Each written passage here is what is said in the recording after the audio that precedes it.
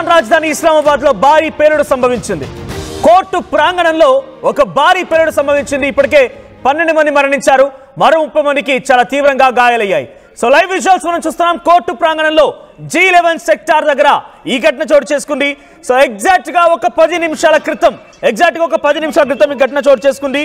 So Pakistan capital Islamabad judicial complex దగ్గర G11 sector దగ్గర ఈ ఘటన చోటు చేసుకుంది. 12 మంది మరణించారు, 30 మందికి పైగా చాలా తీవ్రంగా గాయాలయ్యాయి. సో వెంటనే సిటీ మొత్తాన్ని కూడా ఎమర్జెన్సీ ప్రకటించారు. According to the local police, explosion occurred at time. So explosion అనేది ఎప్పుడైతే అక్కడ హెవీగా ట్రాఫిక్ జామ్ అయిందో, లార్జ్ నెంబర్ ఆఫ్ పబ్లిక్ ఒకే దగ్గర గ్యాదర్ అయి ఉన్నారో అక్కడ ఈ పేలుడు సంభవించింది. సో చాలా మంది లాయర్స్, సివిలియన్స్ మొత్తం కూడా ఈ ఘటనలో గాయాల పాలయ్యాయి. సో ప్రస్తుతానికి దీనిపై ఇన్వెస్టిగేషన్ ఆదేశించారు. So the explosion occurred inside A car parked in the court house parking area. Exact గా ఢిల్లీలోని red fort metro station gate number 1 దగ్గర పార్క్ చేసి ఉంచినటువంటి కార్లో ఏ విధంగా అయితే పేలుడు సంభవించిందో అదే మాదిరిగా ఇప్పుడు పాకిస్తాన్ రాజధాని ఇస్లామాబాద్ దగ్గర ఆ కోర్టు ప్రెమిసెస్ లో పార్క్ చేసి ఉంచినటువంటి ఒక కార్లో ఈ పేలుడు సంభవించింది. ఈ పేలుడు తాటికి మరికొన్ని కార్లు కూడా పూర్తిగా నిప్పంటుకున్నాయి. సో అగ్నికిరలు ఎగిసిపడుతున్న మనం చూస్తున్న విజువల్స్ లో ఇప్పటికే 12 మంది మరణించారు. దాంట్లో చాలా మంది సివిలియన్స్, లాయర్స్ ఉన్నారు. ఇంకా ఈ మరణాల సంఖ్య పెరిగే అవకాశం కనబడుతోంది. సో ఎక్కడ చూసినా కూడా దట్టమైన పొగలు కమ్ముకొని ఉన్నాయి, మంటలు ఎగిసిపడుతూ ఉన్నాయి.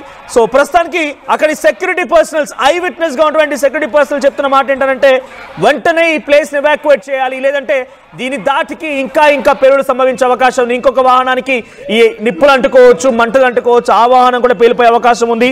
So in another incident at least 16 persons were injured in an improvised explosive IED. So ఇంకో ఘటన కూడా చోటు చేసుకుందంటే పాకిస్తాన్ లో IED పేలుడు కారణంగా అక్కడ కూడా ఖైబర్ పఖ్తూన్ఖ్వా ప్రావిన్స్ లో సుమారుగా అక్కడ 16 మందికి చాలా తీవ్రంగా గాయాలయ్యాయి. So Pakistan army and frontier corps personnel was returning from Loni post నుంచి డెరా ఇస్మాయిలీ ఖాన్ డిస్ట్రిక్ట్ కి వస్తుండగా ఖైబర్ పఖ్తూన్ఖ్వాలోని ఒక ప్రాంతం నుంచి ఇంకో ప్రాంతానికి వస్తున్నటువంటి మార్గ మధ్యలో ఈ ఘటన చోటు చేసుకుంది. ఆర్మీ పర్సన్స్ ఉన్నారు, ఫ్రంటియర్ కార్ప్స్ ఉన్నారు, వారందరికీ గాయాలయ్యాయి. మొన్న జరిగింది ఈ ఘటన. సో నిన్న జరిగినటువంటి ఈ ఘటనలో సుమారుగా 16 మంది గాయాలైతే ఈ రోజు ఒక కారు పేలుడుకు సంభవించింది. ఆ పేలుడులో 12 మంది మరణించారు. నిన్న ఏ తరీకాలో అయితే ఎగ్జాక్ట్ గా ఢిల్లీలోని రెడ్ ఫోర్ట్ దగ్గర ఓ ఘటన చోటు చేసుకుందో, రెడ్ ఫోర్ట్ దగ్గర జరిగినటువంటి రెడ్ ఫోర్ట్ మెట్రో స్టేషన్ కింద పార్క్ చేసినటువంటి ఒక కారు బ్లాస్ట్ ఎలా గురైందో ఇప్పుడు పాకిస్తాన్ ఇస్లామాబాద్ లో కూడా యాజ్ ఇట్ ఈస్ గా ఒక పేలుడు సంభవించింది. 12 మంది మరణించారు స్పాట్ లోనే. ఇంకా ఈ మరణాల సంఖ్య పెరిగే అవకాశం కనబడుతోంది. The Pakistan government last year declared the ban of Tehreek-e-Taliban Pakistan. So దీని వెనుక తాలిబాన్స్ ఉన్నారు, ఆఫ్ఘనిస్తాన్ కి సంబంధించిన తాలిబాన్స్ ఉన్నారనేది పాకిస్తాన్ ప్రభుత్వం భావిస్తోంది, పాకిస్తాన్ ఆర్మీ భావిస్తోందట. సో ఆ విజువల్స్ మనం చూస్తున్నాం ఎక్స్క్లూజివ్ ఆర్టీవీ స్క్రీన్ పైన.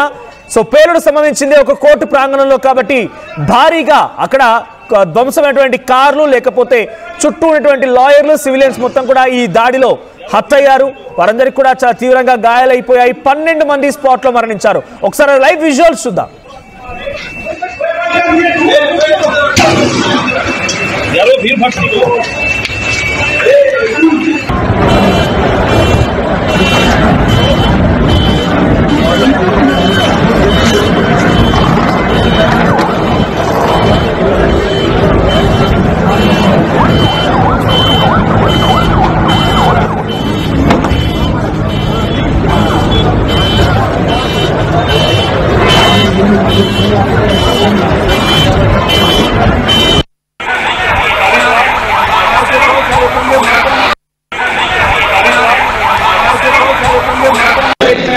हाँ जी, चाय ले आए। ये फाइल देख लो। जी सर, अभी लाता हूँ। दरवाजे की तरफ, किसी को उठाओ। हाँ जी, चाय ले आए। ये फाइल देख लो। जी सर, अभी लाता हूँ। दरवाजे की तरफ, किसी को उठाओ। రైట్, ఇది కోర్టు ప్రాంగణం దగ్గర కింద ఒక కార్ పార్క్ చేసి ఉంది. పైన క్యాంటీన్ లా ఉంది. ఆ క్యాంటీన్ లో చాలా మంది కూర్చొని అది ఎగ్జాక్ట్ గా ఇప్పుడు ఒక 15 నిమిషాలు 20 నిమిషాల క్రితం ఈ ఘటన జరిగిందంటే లంచ్ టైం అది. సో కోర్టులో ఉన్నటువంటి అడ్వకేట్స్ వారందరూ కూడా అడ్వకేట్స్ యూనిఫామ్ లో ఉన్నారు. అంతా అక్కడ కూర్చొని వారంతా క్యాంటీన్ లో తింటూ ఉన్నారు. అంతలోనే ఈ ఘటన చోటు చేసుకుని ఇస్లామాబాద్ లోని కోర్ట్ ఏరియాలో కోర్ట్ కాంప్లెక్స్ లో ఈ పేలుడు సంభవించింది. ఈ ఘటనలో 12 మంది మరణించారు. చూడు ఎక్కడ వారు అక్కడే ఒక్కసారిగా షాక్ కూరయ్యారు, పరుగులు తీశారంతా కూడా. అసలు ఏం జరుగుతుందో తెలుసుకునే లోపే ప్రాణాలు పోయాయి. దట్టమైన పొగలు కమ్ముకున్నాయి. ఈ మంటలు ఇంకో కారు కలా వ్యాపిస్తూ పదుల సంఖ్యలో కారు కూడా పూర్తిగా ధ్వంసమైనట్టు తెలుస్తోంది. మా ప్రతినిధి నవీన్ సిద్ధంగా ఉన్నారు. నవీన్, సో ప్రెసెంట్ ఇస్లామాబాద్ సంబంధించిన ఘటనలో దీని వెనక తాలిబాన్సే ఉన్నారు, ఆఫ్ఘనిస్తాన్ తాలిబాన్సే ఉన్నారనేది పాకిస్తాన్ ప్రభుత్వం చెప్తున్న మాట. పాకిస్తాన్ ఆర్మీ ఫోర్సెస్ కూడా కొంత అనుమానం వ్యక్తం చేస్తున్నాయి. సో ఘటనలో ఇంకా ఎటువంటి సిచ్యువేషన్లు కొని దీని వెనుక ఇన్వెస్టిగేషన్ టీమ్ ను కూడా ఏర్పాటు చేశారు. సో వరుసగా నిన్న ఇండియాలో, ఈరోజు పాకిస్తాన్ లో ఈ వరుస పేలుడు పైన ఎటువంటి చర్చ జరుగుతోంది? పాకిస్తాన్ ఇప్పుడు దీనిపై ఎటువంటి ఇన్వెస్టిగేషన్ ఎమర్జెన్సీ సిచ్యువేషన్ ని జారీ చేసింది? మనకి పాకిస్తాన్ మీడియా నుంచి అందుతున్నటువంటి సమాచారం ప్రకారం ఇప్పటివరకు 12 మంది మృతి చెందారు. దాదాపు 40 మంది వరకు కూడా గాయాలైనట్టు కూడా తెలిస్తే వారిని అక్కడ ఉన్నటువంటి పిమ్స్ ఆసుపత్రికి కూడా తరలించడం జరిగింది. సరిగా 3 గంటల ప్రాంతంలోనే ఈ యొక్క బ్లాస్ట్ కూడా జరిగినట్టు కూడా తెలుస్తుంది. అక్కడ ఉన్నటువంటి ఇస్లామాబాద్ డిస్ట్రిక్ట్ కోర్టులో పార్క్ చేసినటువంటి ఈ కారులో పెద్ద ఎత్తున శబ్దం రావడం జరిగింది. ఉటావుటిన అక్కడ ఉన్నటువంటి స్థానికులందరూ కూడా భయభ్రాంతులకు గురై అక్కడి నుంచి పారిపోతున్నటువంటి ఆ దృశ్యాలు కూడా మనకి స్పష్టంగా కనిపిస్తున్నాయి. అయితే ఈ కోర్ట్ కాంప్లెక్స్ ఏదైతుందో అక్కడ ఉన్నటువంటి క్లయింట్స్ కూడా వచ్చారు. దాంతో పాటు కొంతమంది అడ్వకేట్స్ ఉన్నారు, జడ్జెస్ అందరూ కూడా అక్కడ ఉన్నటువంటి సమయంలోనే ఒక్కసారిగా ఈ యొక్క బ్లాస్ట్ అనేది కూడా జరిగిందని చెప్పేసి అక్కడ ఉన్నటువంటి ప్రత్యక్ష సాక్ష్యం చెప్తున్నారు. ఈ బ్లాస్ట్ తీవ్రత దాదాపు 6 కిలోమీటర్ల వరకు కూడా ఈ యొక్క శబ్దం కూడా వినిపించినట్టు కూడా అక్కడ ఉన్నటువంటి స్థానికులు కూడా చెప్తారు. సోషల్ మీడియాలో ఇప్పుడు వీడియోస్ అన్ని కూడా వైరల్ అవుతున్నటువంటి పరిస్థితి నెలకొంది. నిన్న ఢిల్లీలో జరిగినటువంటి బ్లాస్ట్ ఈ రోజు పాకిస్తాన్ ఇస్లామాబాద్ లో ఈ యొక్క బ్లాస్ట్ కూడా జరిగింది. మనకు అందుతున్నటువంటి సమాచారం ప్రకారం ఇది ఈ ఆత్మహత్య దాడిగానే అక్కడ ఇస్లామాబాద్ పోలీసులు కూడా భావిస్తున్నారు.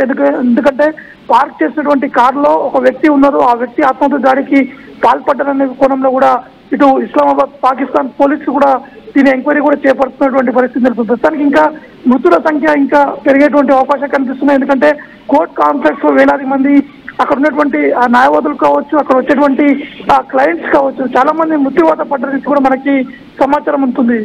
మనోజ్, రైట్. సో వరుస ఘటనలు ఇటు ఇండియా అండ్ అటు దాయ్ దేశం అనేటువంటి పాకిస్తాన్ ఒక రోజు గ్యాప్ లోనే కొన్ని గంటల్లోనే ఇటు ఢిల్లీ భారతదేశం రాజధాని ఢిల్లీలో ఒక రైల్వే స్టేషన్ దగ్గర, ఒక మెట్రో స్టేషన్ దగ్గర ఈ ఘటన జరగడం, అటువైపు కోర్టు కాంప్లెక్స్ లో, అటు పాకిస్తాన్ రాజధానిలో ఈ ఘటన చోటు చేసుకోవడం ఏంటి, ఎన్ని కాన్సిక్వెన్సెస్, ఏమైనా అనుమానాలు వ్యక్తం అవుతున్నాయా? ఇటు ఎన్ఐఏ అధికారులు కానివ్వండి, రా ఏజెన్సీ అధికారులు ఏమైనా చెప్తూ ఉన్నారా? కొంత దీనిపైన కాన్స్పిరసీ కనబడుతోందా?